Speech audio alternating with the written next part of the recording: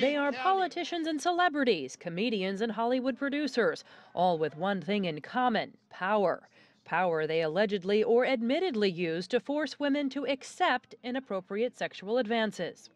I think we're at a watershed moment. I really feel that this is the first time where women and some men in America can come forward and will be believed. I sat down with this panel to discuss how they see these allegations impacting U.S. culture. When one feels believed, I think there's less of a threat that there are going to be repercussions against them for reporting it. I mean, accusations have been made before. That's not that new.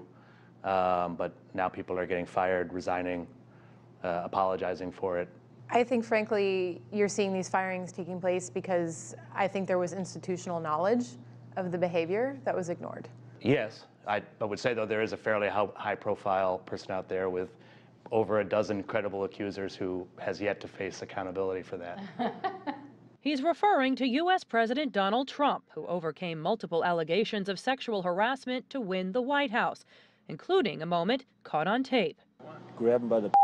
Do you see a connection between how the country dealt with those sets of accusations politically and elected the president anyway, and the sort of now kind of explosion of these kinds of allegations? I mean, I think that got a lot of people to change their behavior and act in ways that they wouldn't have otherwise. And as more high-profile figures have been publicly accused, more Americans have shared their stories through the hashtag #MeToo movement on social media. I sat there for a couple of days and I thought, you know what, I want to say Me Too as well. And so I think you're very right that that really got the ball rolling. How do we make sure this isn't just a flashpoint where we have this conversation and nothing gets done? I think organizations maybe need to beef up their HR departments or internal investigations and sanction harassers. Well, and I also think it's created an education and an awareness. One of the things I've really been struck by is talking to men, especially men of older generations. They're shocked.